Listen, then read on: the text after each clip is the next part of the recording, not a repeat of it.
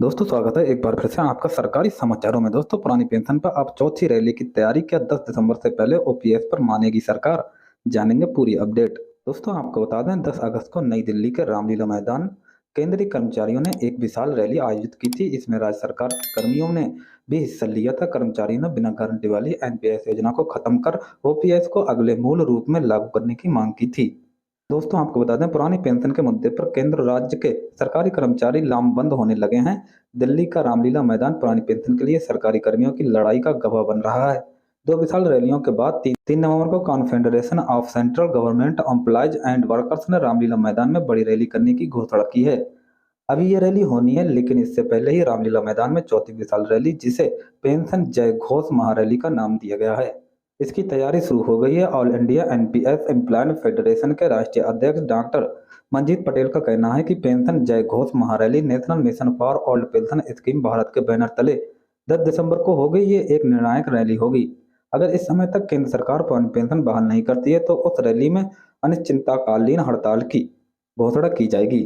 दोस्तों आपको बता दें डॉक्टर मंजीत पटेल के मुताबिक 10 दिसंबर की रैली में केंद्र और राज्यों के कर्मचारी संगठन हिस्सा लेंगे। लंबे समय से इस रैली की तैयारी चल रही है। ओपीएस के लिए गठित nation joint council of action की संचालन समिति के सदस्य डॉक्टर मंजीत बताते हैं कि 10 दिसंबर की रैली में करीब 1.5 दर्जन केंद्रीय संगठन और अनेक प्रदेशों की एसोसिएशन फेडरेशन शिरकत करेंगे। केंद्र सरकार के लिए यह रैली एक अल्टीमेटम है। अगर सरकार ने दिसंबर में ओपीएस बहाली को लेकर कोई पुख्ता घोषणा नहीं की तो जनवरी 2024 से हड़ताल शुरू होगी। केंद्र सरकार की तरफ से जुलाई में all India NPS employees federation ने सुझाव मांगे थे। सरकार को लिखित में सुझाव दिए गए। इसके बाद सरकार की तरफ से कुछ नहीं बताया गया।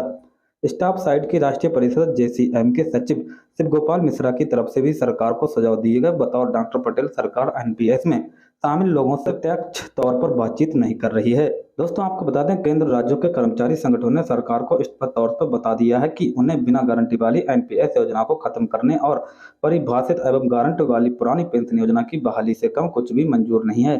नई दिल्ली के रामलीला मैदान में 10 अगस्त को कर्मियों की रैली हुई थी। ओपीएस के लिए गठित nation joint council of action की संचालक समिति के राष्ट्रीय संयोजक एवं स्टाफ साइड की राष्ट्रीय परिषद जेसीएम के सचिव शिव गोपाल मिश्रा ने रैली में कहा था कि लोकसभा चुनाव से पहले पुरानी पेंशन लागू नहीं होती है तो भाजपा को उसका खामियाजा भुगतना पड़ेगा। कर्मियों, पेंशनरों और उनके रिश्तेदारों को मिलाकर ये संख्या 10 करोड़ के पार चली जाती है। चुनाव में बड़ा उलटफेर करने के लिए ये संख्या निर्णायक है। दोस्तों आज के सरकारी समाचारों में बस इतना ही। नमस्कार।